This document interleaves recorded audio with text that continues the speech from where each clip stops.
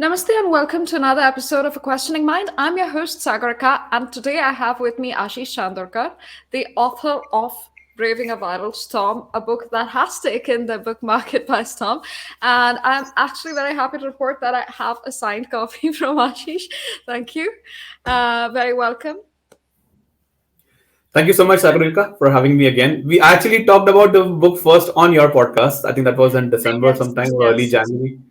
Absolutely. And unfortunately, before I could release it, I released it a No little too late. release. Yes, but I missed out on that. But we did discuss the book on my podcast first, and I'm very happy to be discussing it today because I had a chance to read the entire thing. And it's one thing is that I've mentioned this before. This is a very easy to read book, and considering how much data is there, how much hard data is there. There's literally regulations and guidelines that are quoted, but it's put in such context that it's very easy to follow in a manner that's linear. That's very hard to do. I think you've tracked from the whole vaccination, the beginning of vaccination in India, from polio and how much time it took to get everybody vaccinated, to now the current developments during the pandemic and in the future. So many congratulations on such a great book, and I have a few questions. Yeah, no, thank you, Sagarika. In fact, we haven't written the book linearly, strictly speaking. It kind of jumps between time frames and time periods. Not as many twists and turns as, let's say, an Abbas Mastan movie, Yeah. but still not like a linear story, strictly speaking. Right, but you do put it in context of history and all of that. Every event is, but like for example, I didn't actually know about Mission Indradhanush being launched in 2015. I think I forgot, and I thought it was a little bit earlier. So the exploration of the coal shades there and how critical they were to making this successful was pretty impressive to me. And yeah, I think you're right because it's not linear. It comes in the middle of the book, but it puts the whole cold chain process in play in context. So I would urge all of you viewing this video to please go and buy a copy of the book. It's now available in crossword as well. It's available online on Amazon. I'll drop a link below in the description box so you can get yourself a copy. And I will begin with some of the questions that I had when going through the book. So Ashish, top of your mind, what are some of the things that could have gone horribly wrong? And now this is disregarding the terrible death toll that all of us faced as a nation.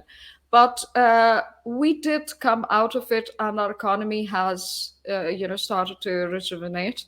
So, what do you think could have gone horribly wrong had these measures not been in place? So I suppose the most important thing, or the most, let's say, the devastating thing which would have gone wrong could have been that there wouldn't have been a vaccine at all. Wow. And in which case we don't know how many more variants we would have seen, or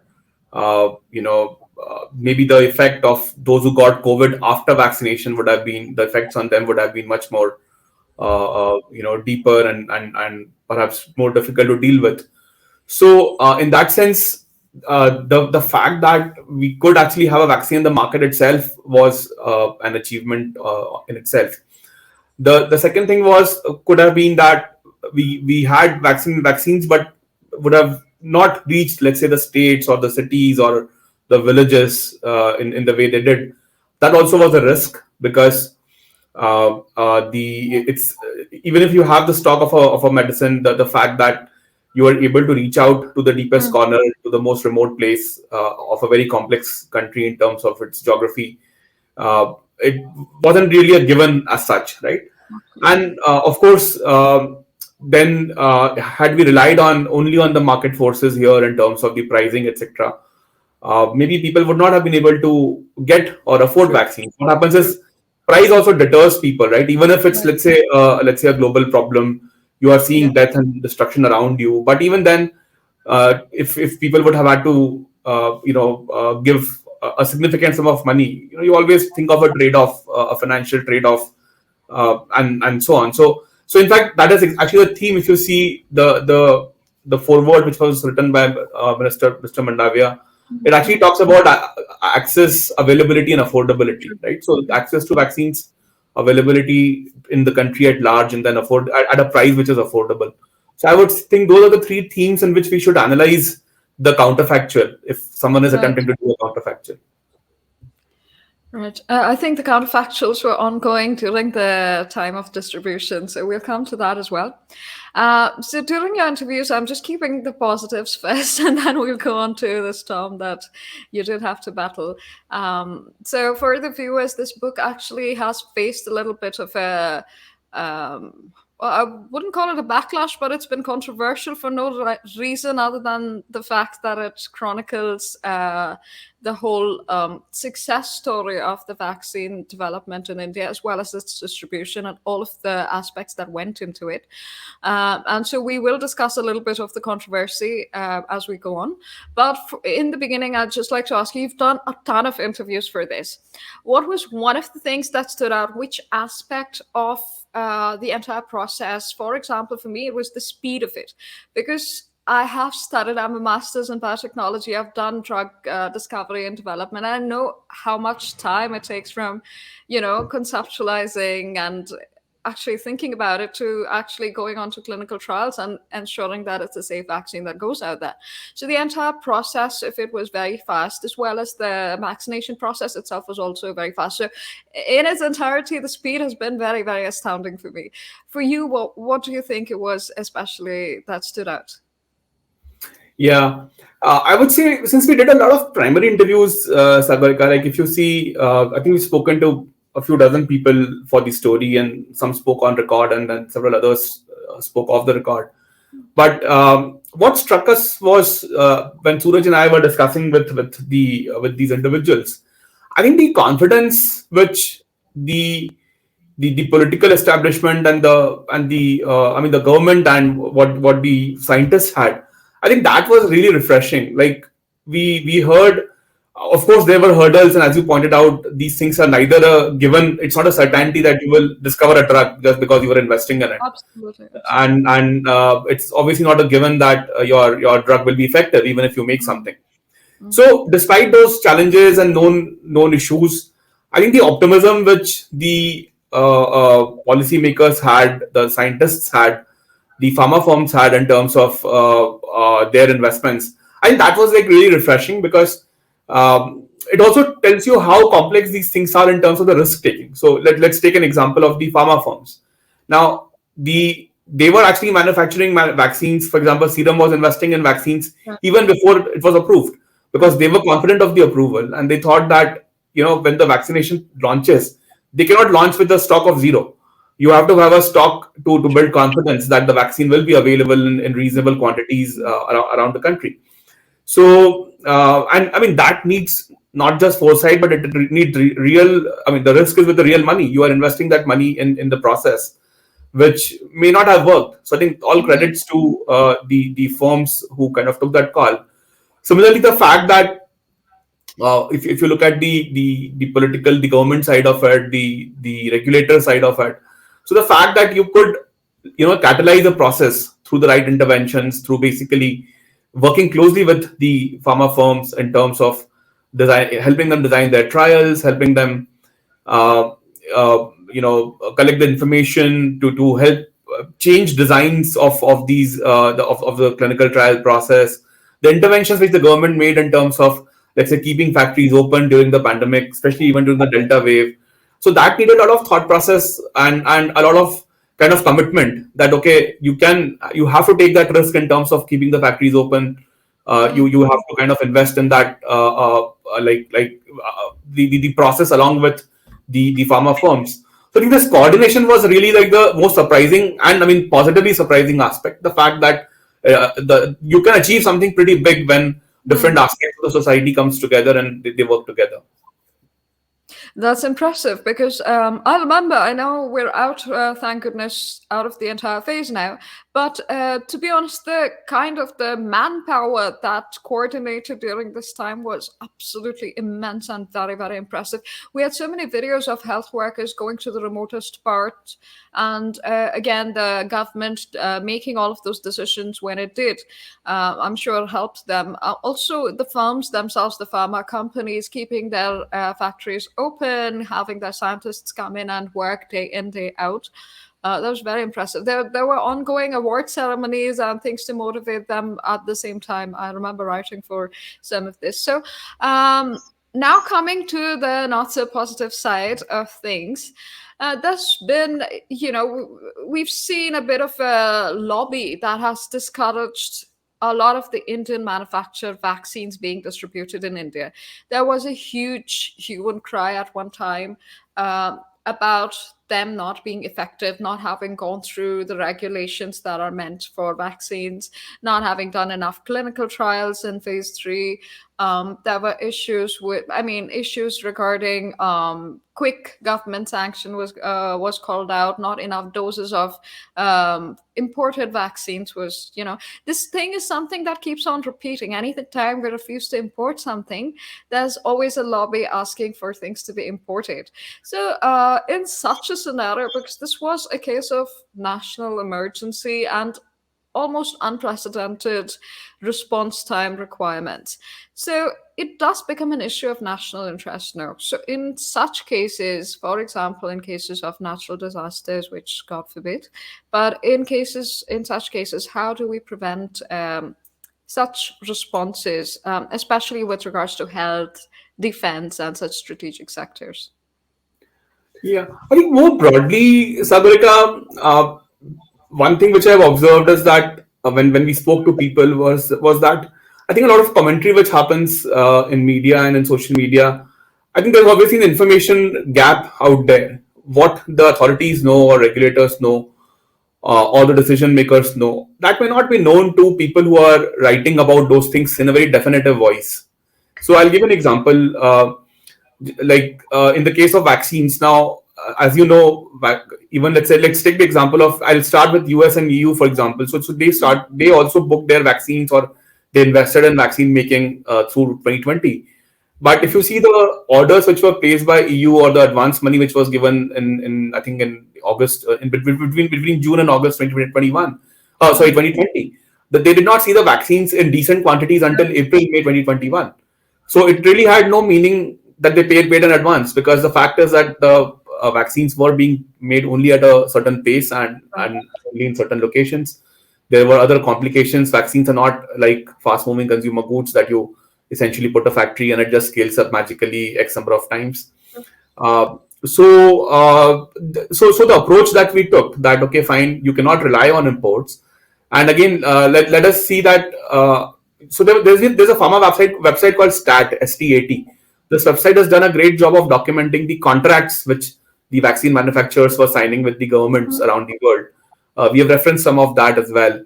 So the kind of contracts, and I'm not saying this was exactly the Indian contract, but I'm saying the general terms, for example, were quite onerous in terms of what the vaccine makers were seeking from the governments before giving them the vaccine.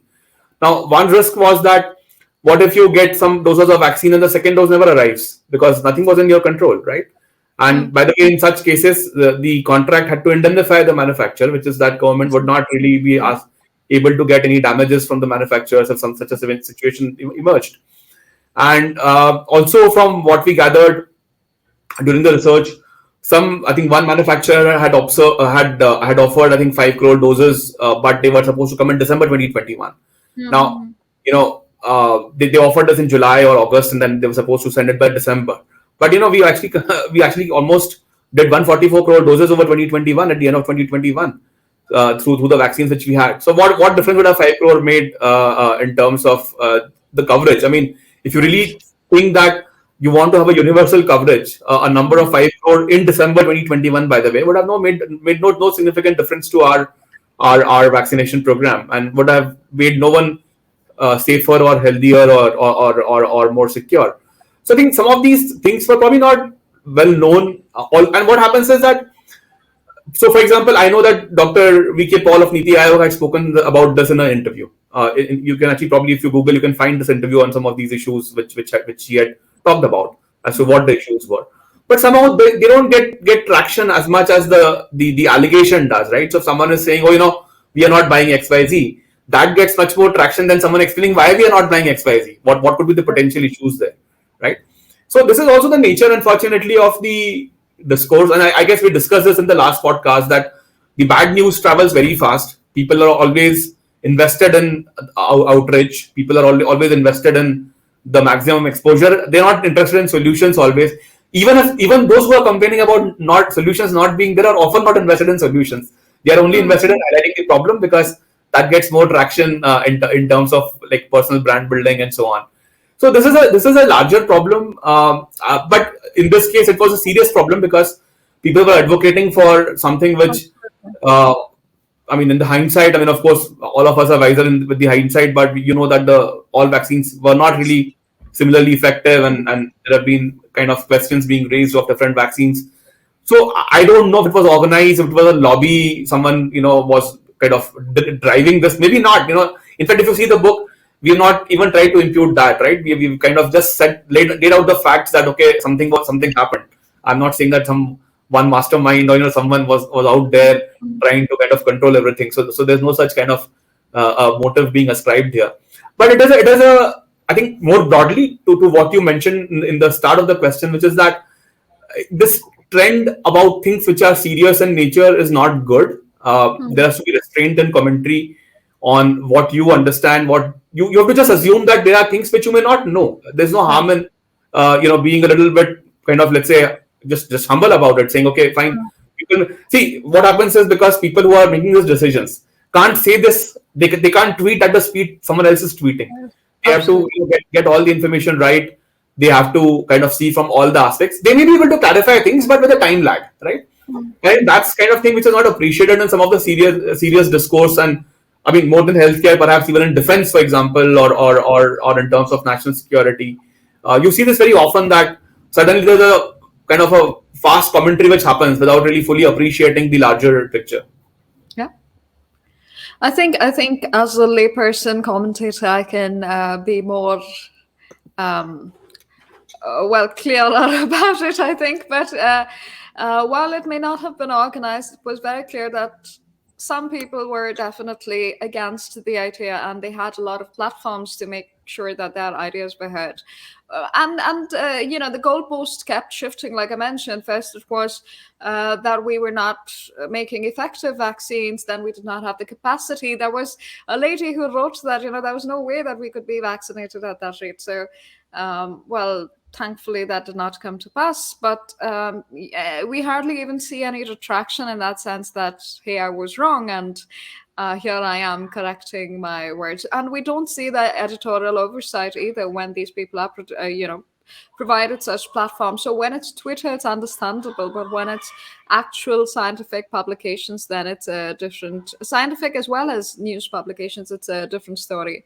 Neither of which have oversight. Moving on, though, I'd like to just go on to one of the aspects, which is regulations, that was called out a lot. So I'm sharing a couple of excerpts from the book. So as mentioned by Suraj and you've written about how India followed the same processes as followed by the developed world, had more data due to the number of volunteers, and yet I think it was the BBC as well as the Washington Post that you've mentioned, where the reports kept coming out where the BBC was charitable to Covishield because it was Oxford-based development, but then they were very circumspect about Covaxin, and this sort of vaccine hesitancy creation was, I think, quite dangerous. Let me just also present another one where you've listed the countries and the companies. So the number of volunteers, participants for the clinical trials has been broken down in the book as well. And pretty much no country and hardly any organization has had more data than we did. So it's impressive, but also the scale of misinformation is also impressive considering the facts. Yeah.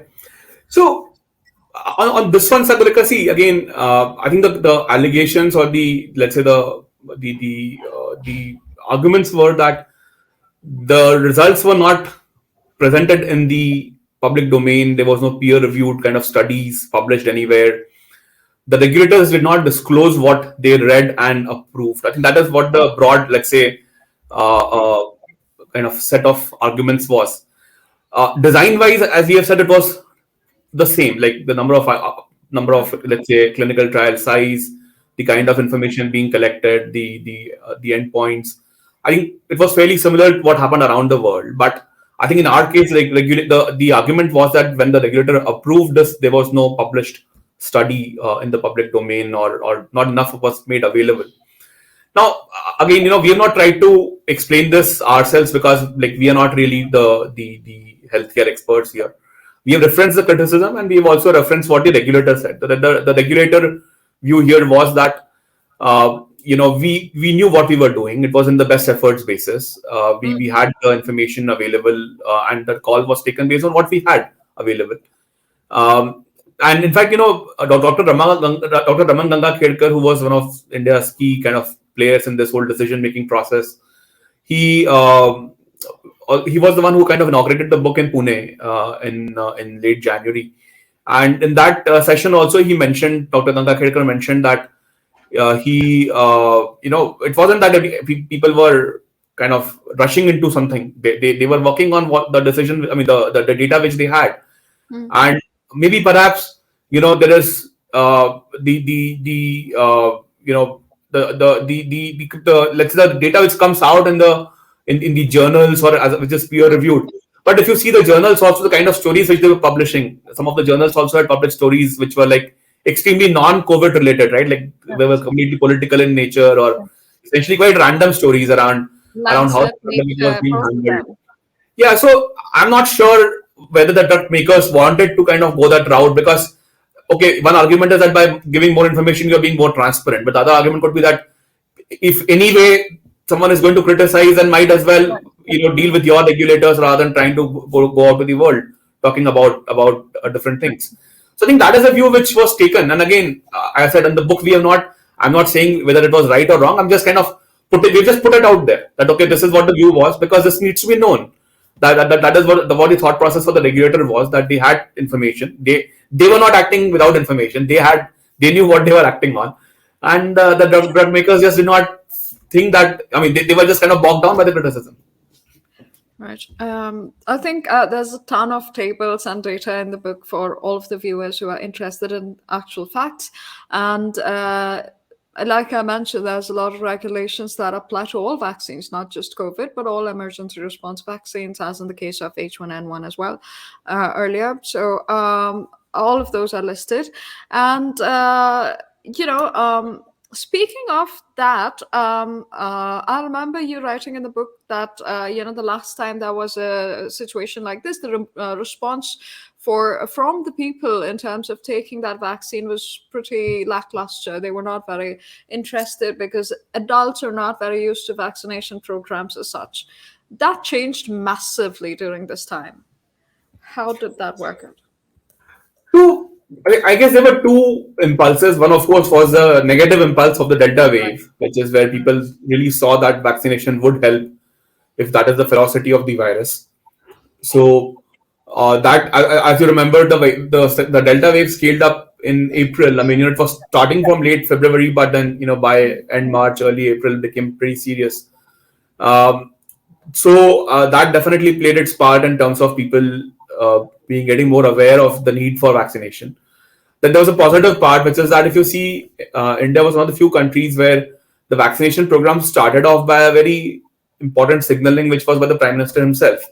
If you see in March 1st, when we opened the vaccination program to those who were elderly and those who were, with comorbidities, when his age group was eligible, so he went and took the vaccine himself. He kind of, and the messaging was also quite subtle. For example, he took Bharat Biotech. He did not. I mean, he took Covaxin, so made in India vaccine. then he also, his tweet, and that's what the book opens with, is, he said that laga bhi di aur pata bhi nahi chala. I mean, he was also trying to certainly say that it is not a painful process. Like, a lot of people would have just avoided the vaccine thinking, Array, it's going to cause some great pain, or people would be just afraid of it, right? So even a tweet, although it sounds quite Simple. kind of simple, but it had a fairly deep messaging inside the tweet also, in terms of how people would have perceived the vaccination process. I think that is what. So and see, of course, there was some opposition in the starting months. There was some kind of a hesitancy built up by some key individuals. But actually, if you largely see, be it our public figures of any nature, let's say Bollywood stars, or cricketers, or politicians. I mean, by and large, let's say those who supported the program versus those who opposed. I mean, the supporters outnumbered the opponents by a huge margin, right? And in fact, at the end of the day, everyone took the vaccine. Even if those who were opposing also eventually went and took vaccine and kind of shared some information on it, right? So I think overall, I would say that, okay, at that point of time, it could be frustrating that some XYZ is saying something negative about vaccine. But if you take a 4-5 month snapshot, and if you fast forward into, say, June, July 2021, I think the whole issue of the impulse on the commentary on vaccination had completely become positive. And I think that's we see this as a very positive thing, or let's say very important contrast vis-a-vis, let's say, the West, where what happened in the West was that the vaccination numbers did not move beyond a point. Like, for example, when I came to Switzerland in September 2021, the country was 68% vaccinated. I mean, of course, that is including the number of children which we excluded from our calculations. But even, let's say, you exclude children from the Switzerland number, it would have been about 72 to 73% perhaps. So in that broad range. And I think 1 year later, the number was still 72% with children. So let's say 76-77% without children. It had hardly moved in a year, basically. And the reason was that the anti-vaccination lobby was genuinely very strong here, in terms of people saying that we don't want to take the vaccine. So I think that was a very important contrast in India. People, in fact, blamed, one of the criticisms, Sagarika, was that, people in India don't understand science. They don't know what this is all about. They are not as well educated, quote unquote, right? So there's a very classic elitist, classist commentary which happened. I mean, this was, of the several commentaries which happened, this was also one of them, right? But actually, if you see, India probably has about 95% first dose vaccination coverage of those who are eligible. So whatever be your judgment on the society, and if you may say that Indians don't treat science, etc., seriously, the fact is that we kind of outperformed practically every supposedly science-aware society by a huge margin when it came to vaccines. You've got the numbers on those as well, right? So you mentioned how much the religiosity. So you mentioned the anti-vaccine lobby again. I think there's a difference because of the vaccine safety issues and the vaccine efficacy issues, both of which were coming out in Europe and the US. So, you can't really avoid it when human beings themselves are feeling those effects and eventually talking about it despite the mandates, which we did not thankfully have to face, certainly not at scale. So and these issues kept coming. I remember, women raising a concern and them being brushed aside. And 2 weeks later, you see a Yale review which says that, yes, 70% of the women did have issues after the vaccines. So that's a good point, Sagarika, because, sorry, just to interrupt, I think this is actually important because I also don't want to dismiss the whole anti-vaccine conversation in the sense of what has emerged later on, right? So the fact is that at least for some vaccines, more information has been made available after a gap, let's say. And whether the US regulators did not publish it, or they knew, or they did not know, we don't know. These are things which we will come to know. Like, Indian regulators were blamed for something. I'm surprised that no one is now asking the same questions to the US FDA. The fact is that the counterfactuals have come out already in terms of real data or anecdotal data. Then I don't know why the other regulators are not being asked the same question. So I guess, hopefully in the next 5-10 years, there'll be more literature. People of various kind of thought processes will take it up. And hopefully there'll be more books on this whole aspect of what was divulged and what was not divulged to the public, and what did regulators know.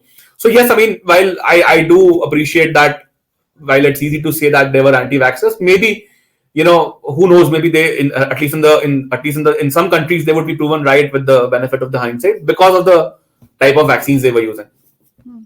I remember having this conversation with somebody in the US, and it is always brushed aside as somebody being anti-vax. Now, obviously, the same context cannot be applied to India. I'm certainly not anti-vax. However, I do have some understanding of the process itself, and thus, I could be a little hesitant. And vaccine hesitancy is perhaps not the same as being anti-vax, which often stems from religiosity and political views in the US, and sometimes in Canada as well.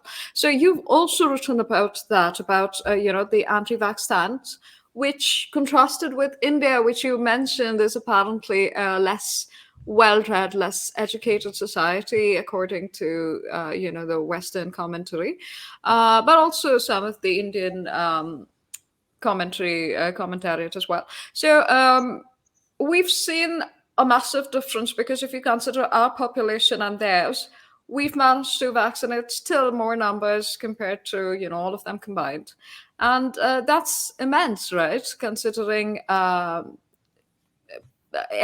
initial vaccine hesitancy. So, do you think the information outreach, the education here was very quick and prompt, and how did it get through?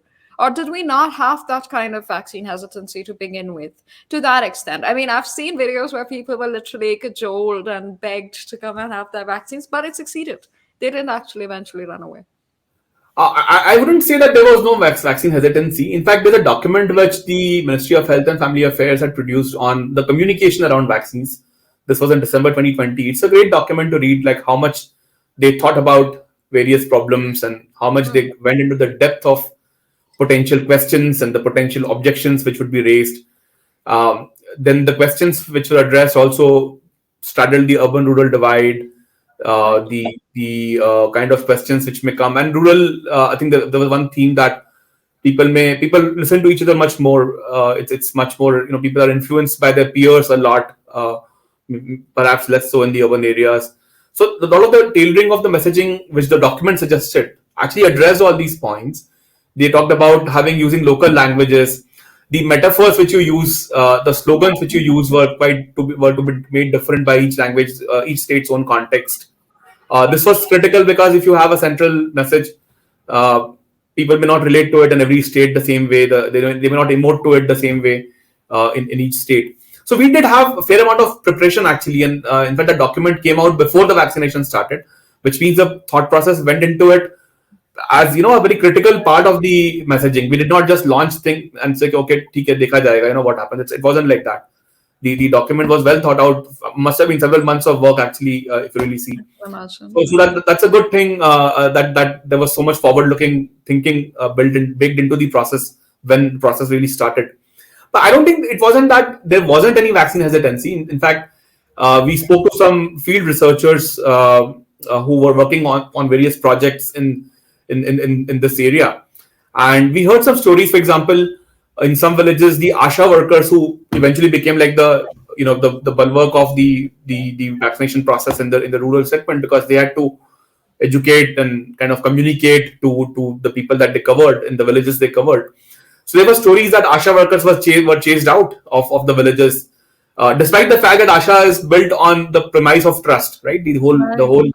structure works on that. Okay, people who are working as Asha workers are the ones who are trusted in the local community. Their voice is considered important. But even then, in some cases, they were chased out, and then they had to really rebuild the trust all over again through kind of very personal efforts and a lot of deep efforts. So I wouldn't say that there wasn't any vaccine hesitancy. In fact, also in some cases, perhaps people did make some irresponsible statements, but eventually we did overcome that. And I think that's the important bottom line here, that maybe by June, July, things, both for the reasons which are positive in nature and also which were negative, which is a Delta wave. I think the combination essentially kind of convinced people that this would be a solution, or at least an option to try for. And I think post that, things became quite stable. Right. So you've also mentioned vaccine progress related announcements in the US. keeping in mind the presidential elections, I found that very interesting that during the time of Donald Trump being president, the pharma companies did not announce the vaccines. And it was somehow, there was a consensus. And only once the Democrat Party's Joe Biden became president, when it was clear that he was president, did the announcements come through. Could you talk to us about that? So the reason we kind of included that segment was to say that the whole vaccine process had not just health considerations, but things had got politicized, or they had other considerations for it play. Not in several markets. I mean, you would say that when you say that, okay, US is a science-driven society, but the fact is that there's a lot of politicization to the process in the US also. And the declaration which the vaccine makers had put out essentially said that, well, I mean, they didn't say it in as many words, but basically their point was that it shouldn't be linked to the elections. Perhaps they could have announced a vaccine breakthrough maybe 2-3 weeks earlier, but they refrained from doing so because they just wanted to get the election out of the way. And so this was just as a contrast what we wanted to make around how things were in India, where we thought it was much more cohesive in terms of how the various entities work together. By the way, even in the US, the vaccine makers also took government grants, right? So it wasn't as if they had no obligation to the society in the way the US government had thought about it. Again, it's a very different structure, and it was not what India did and what US did were poles apart in terms of their design. But the fact is that the government was not hands off in the US either. They had this Operation Warp Speed going on, where several companies are funded. But despite that, they took a very different approach to mixing politics and vaccines. And again, they in that assessment, perhaps they did not think of the fact that they were also using taxpayer money in the US.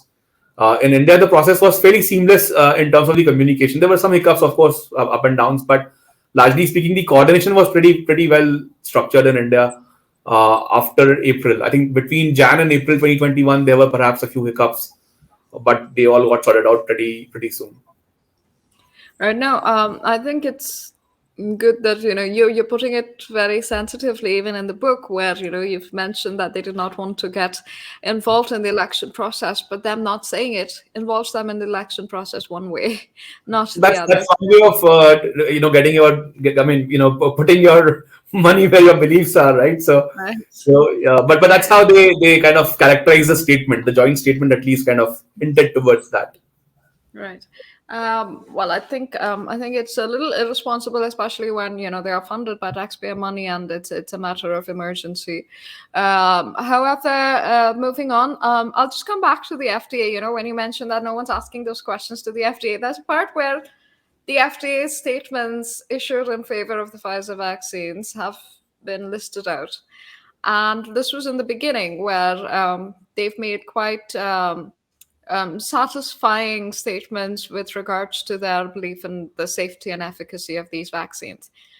Yet there is no commentary even now about it. So what do you think about the regulatory framework and procedure? So again, I can only comment on the process aspect of it. Like I said, someone should write a whole book can be written about the regulatory approaches here of different regimes, but purely from a process perspective, it just feels odd that when someone says that, okay, my job is to ask a question, then you should also be asking question when things have gone wrong or allegedly gone wrong. Again, this is again in the medical domain to say whether the vaccine had a negative impact, or perhaps it not stand true to the promises or the numbers which they were committing 99% efficacy. So we need to. I would just hope and assume that the journalists would actually research this further, because this could be a great topic of how perhaps what would a good regulation look like, or what could be regulatory approaches. You can actually derive a lot of information out of. Yes. No, I'm not saying, okay, you can even argue that, okay, India's was not the best, fair enough, but I'm saying it's a good comparison that you can make across 3-4 regimes, because they are available. The information is available. You have a pre and a post picture also available in terms of the what really transpired on the pandemic itself. India at least did not see a huge third or a fourth wave, which I think every other country has seen. Right. We kind of escaped the third and the fourth kind of waves. So I mean, maybe there's a task out here in the next 2-3 years, hopefully before the next pandemic comes our way. I mean, everyone is saying that there'll be a next pandemic, so hopefully not, but at least it's a good learning. Someone documents it and someone understands this whole regulatory harmonization aspect of what happened in the world. Right. It's also interesting because it's not the first time that this has happened. We had, with regards to vaccines, sure, but with regards to drugs, regulations were pretty tight when it came to thalidomide. It was not.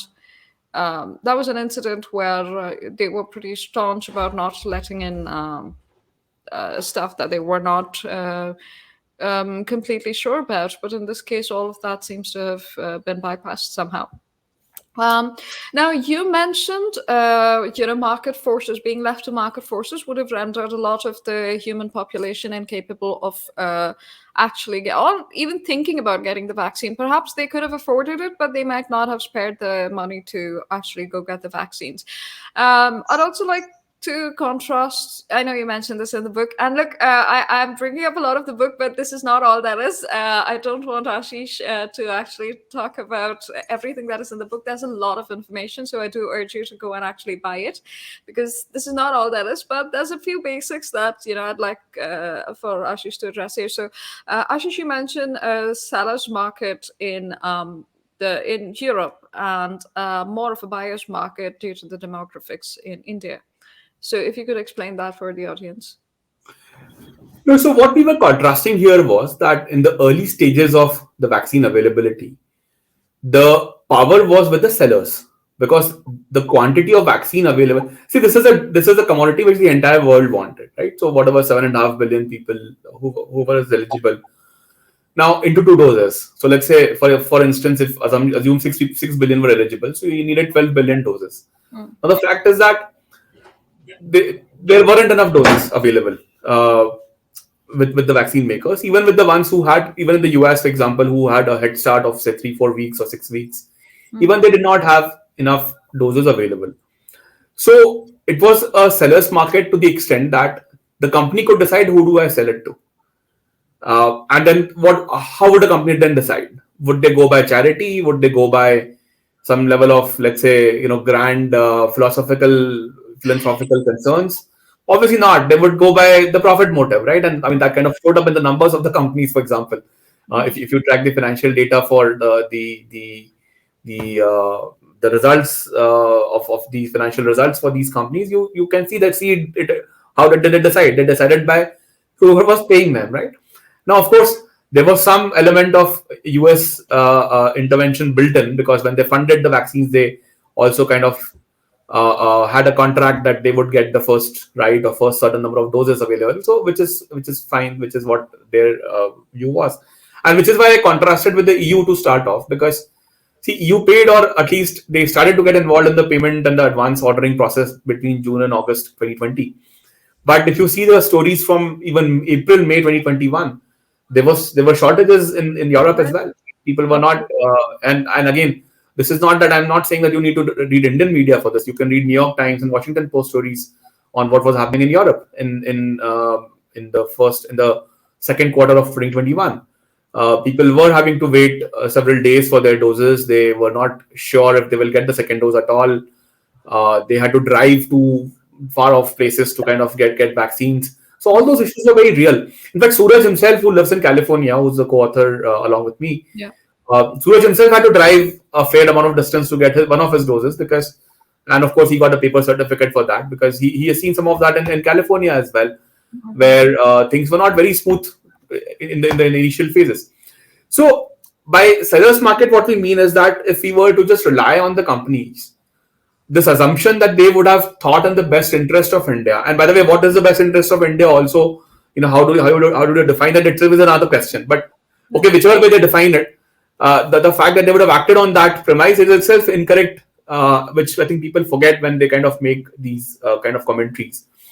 And even internally, Sagarika, let's go back to March 2021, there were several articles and several Twitter threads that, okay, we should one thought was, okay, let us just open the market. Whoever can pay for the vaccines should get vaccinated, right? This was Right. one thought Right. process. Yes. Uh, the fact is, the pandemic affected everyone. It didn't Mm. matter whether you had money or you did not have money. So could the government have taken a decision like that? I mean, they just kind of, it's mind-boggling kind of assumptions were being made, that, or suggestions were being made. Then there were suggestions that you do it for the cities but not for the villages, or first do it for Yes. cities Take for money metros. from the cities and subsidize the villages. Yeah. And no, and you start the vaccination process first in cities. Right. You open up the cities first, because that was the center of economic, kind of activity. Then there were suggestions that you do certain professions first. And by profession, I don't mean healthcare and the frontline work. Healthcare. They were anyway being done first, but like retail workers, people who were in the contact industries, for example, you're running a hotel, or you are working in a mall. So suggestions like these. So see, anyone can make any few suggestions, and in fact, by the way, what I'm saying is was not done by lay people. Like, this was Right. think tanks making these Absolutely. suggestions, right? So this was not like I and you writing Twitter threads which had no real value in terms of influencing No, the. your threats have value. Why not? I mean, certainly not on the healthcare topic, So, but think tanks were making these suggestions.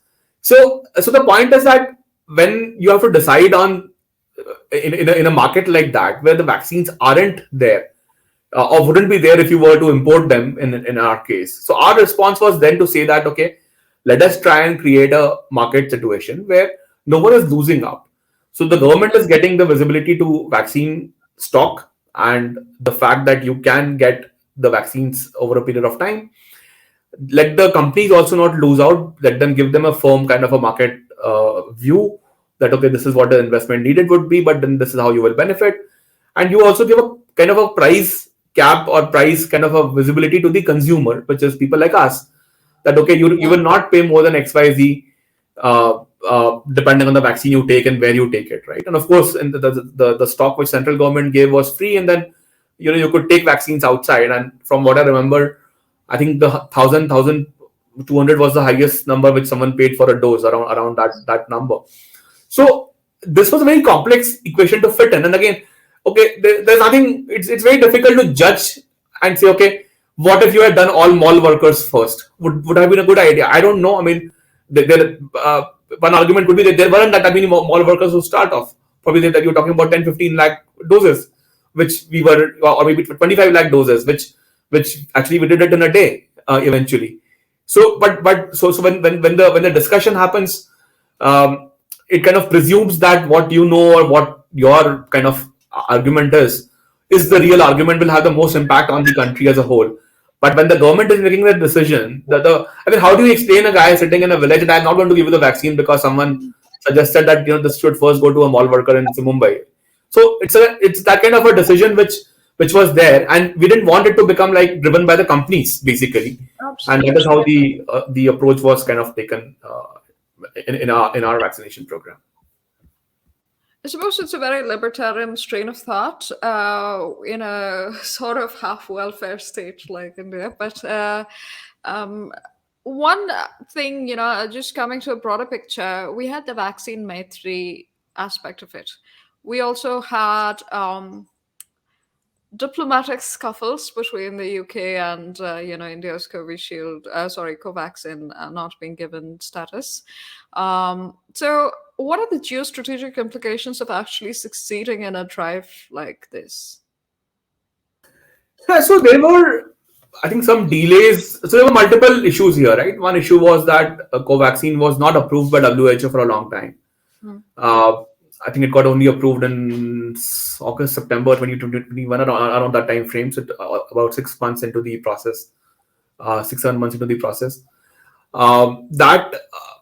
I think there are various kind of versions to it. And since he spoke to Dr. Ella also, he also explained that the getting an approval internationally is a skill in itself. It's you need to navigate the corridors, you need to understand how this processes work. I think he has spoken about it as well. That, okay, I think he has mentioned in his interviews that his company essentially is a R&D kind of a company. They are essentially scientists. They are not international bureaucrats. So they Right. don't understand the process aspect of it in some cases. So this was one, let's say, it's a learning, I would say, that maybe we haven't made that many drugs. For example, the vaccines which we give to other to platforms like Gavi, for example. So there's a process where Gavi or someone else would be involved in terms of the guidance of how these vaccines are approved and taken in for various global vaccination programs. So I think this program became like a learning perhaps for our companies as to how do you navigate these international systems. In fact, Sakurika, like the serum vaccine, one of the vaccines, which was Covavax, which was a variant of Novavax, it got an independent approval in the US, for example. So I think Serum has kind of navigated that process eventually on understanding how to get approvals, what is required, what kind of messaging is required, what information data is required in the US, for example, right? So I think it's a learning, I would say. Bilaterally, countries not approving certainly was a problem. Then I think MEA worked very hard on making that happen. Where, let's say, if I was transiting to let's say Poland via Germany, right? So like the vaccine had to be approved both by Germany and Poland because you were transiting in Germany and then you were flying to Poland. So I think there were issues like that where people had to then change their travel plans based on where the vaccine was approved or where they would not be stopped, where they don't have to take an extra test before boarding the flight. So there were issues like that. So this whole mutual recognition aspect it has become a big deal. Actually, if you see the literature in the WHO, or if you see in the international discourse, you find this very broadly mentioned now. How this whole commentary on mutual recognition is becoming a big issue internationally. So I think governments will perhaps work towards it and find a solution. Like WHO has talked about a pandemic treaty. If you read more about it, like you will see that these things find a mention in those these arguments find a mention in those discussions as well. The other aspect, of course, was that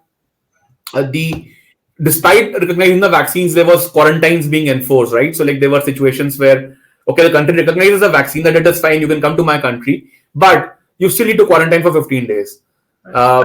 This I think we were able to get past after 3-4 months, because I remember flying myself in September and we were not quarantined.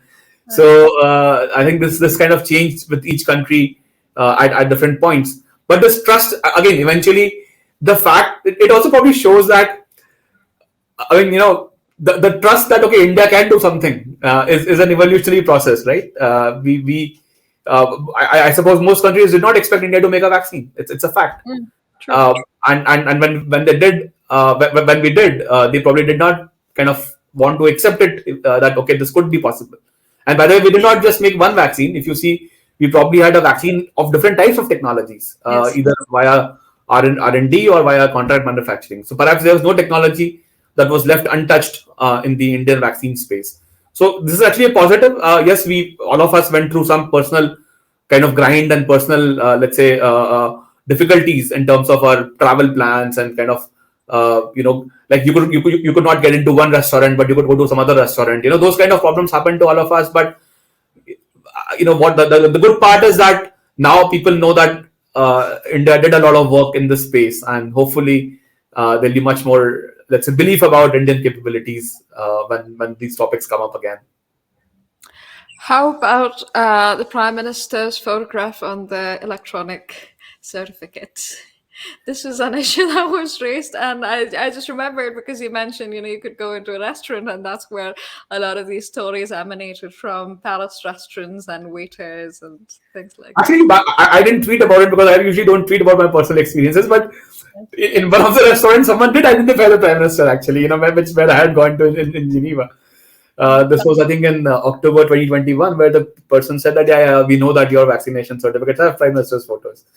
So, and this was some kind of like ordinary worker in a not necessarily like a very internationally clued in type individual, but I mean, at least by the stereotype. So it was good that, I mean, I didn't think too much about it. In fact, there was a court case also, right? We have mentioned that in the book, that there was a court case in Kerala where someone had put a kind of a petition to discontinue this process. Yes. And there were other cases where some chief ministers wanted to put in their pictures in their state certificates, stuff like that. I think it was a bit of one of those arguments which, like you said, there's a hierarchy of arguments, right? First, you say India can't make a vaccine. Then when you make a vaccine, you say India cannot actually administer it. Then you say, well, okay, you administered it, but something went wrong. You did not count some 10 people properly. Then, okay, everything is fine. Then you say, oh, that's but the certificate, it doesn't look good. So it's kind of, I mean, this was like the tail end of the argument, right? So I guess we should just leave it there. Right. All right. I think a lot of the questions that anybody would have with regards to the process is very, very well covered in the book. I would really urge you to go and buy a copy if you haven't bought it already. It's been out since January. And thank you so much for all of your time today. I think I will have a lot of questions. Even as I reread it or talk about it a little more, I intend to write a review eventually. I know it's been a while, but I will. I'm actually waiting to read Dr. Bhargav Balram's the other book that came Going out. viral, which was the Yes. book on the So Covaxin. I kind of want to contrast both of them before I write the review. But one other thing before I let you go, in terms of the writing, how did you and Suraj decide to collaborate on this? How have you, and how was this the subject that you both decided you wanted to write about? The subject was the easy one. The intent here was to highlight a national achievement, which, by the way, a lot of people have highlighted. For example, like Bill Gates had an interview day before with Times Now. He spoke Yes, about yes. these things. Of course, our leaders have spoken about this in a big way. Dr. Jaishankar speaks about it in every community events he does outside India. So the idea was to highlight a national achievement, that something which we were not supposed to do, we did it very well. Uh, and the fact that we did it with a lot of, let's say, internal capabilities. Of course, we of course also did a lot of contract manufacturing for the vaccines which came from outside, but there was a lot of indigenous kind of strengths in the program which we can learn from and then apply to something, I mean, in the healthcare sector for future. So that was the intent. But Suraj and I have actually been writing and tweeting and podcasting about this since the early stages of the pandemic. So we were generally interested in the topic. So we've been collecting data. The fact that we should write a book, because there was a lot of data available between the two of us, the fact that we should write a book came much later in the process. But this was around actually before I came to Switzerland. We had kind of thought that we will work on it, and then later we kind of did that. So after a gap of a few months. So in that sense, we it wasn't like a snap decision. There was some kind of thought behind it, but the motive was fairly singular, that something good has happened, so we should highlight that. All right. Sorry, I just thought of one more question, and then I'll let you go. What about the controversy that your book itself faced, the data points, all of that? We've gone through that, but when you actually wrote the book and it was launched, we saw a lot of Twitter commentary on how a lot of it got very personal as well. So why and what happened? Yeah, and since there was a lot of personal kind of angle to it, so we didn't kind of engage with it, because if it's fine, I mean, someone wants to say you're an idiot, it's fine, then you're an idiot, so why do you want to then engage? So then that kind of we did not kind of have any further discussions on that topic. I in fact did not even respond to some of that criticism. So it's okay, it's part of being exposed when you're in a public life and you're writing a book. I just hope that more people read. And I would encourage you to read to read about the other side also. It's completely fine because this is not a topic that's anyone clearly has no. Even the regulators seem to be having a problem here in terms of backing their own claims, right? When you say that some vaccine was 99% effective, but then or efficient, and then that wasn't the case really, as we know, a year, 2 years down the line. So it's a topic which is fairly evolving even now. And a lot more will have to be figured out. So I would encourage people to read both the sides and then basically look at the book, because again, if you read the book really wasn't about saying that everything was correct. The book was about the fact that the process largely fell into place because of certain interventions and certain very conscious decisions taken by the government, and the fact that it brings the government, the industry, the society all together in a single kind of aim, which was to make the country safer. So the book is really about that. If there are pieces which people don't agree with, I hope they write more about it. It's fine. And to the readers, I would say that you should read both the sides of the argument, and then make up your mind in terms of what you think is what really transpired. Right. No, so to the other side, I've read, there's no book as such, but whatever did come out in terms of the articles, etc. See, a lot of the data was proven to be incorrect that was being used. And secondly, a lot of it was rhetorical or political. There wasn't a lot of facts. So I appreciate this book because it's not very political. It's data based, and in fact, it's not political at all. It literally just mentions coordination when it happens. It's pretty basic in that way. It's not sensationalizing anything. All right. Thank you again. Thanks so much for joining me today. And I hope to see the book in many more hands very soon. Thank you so much, Savarika, for the time.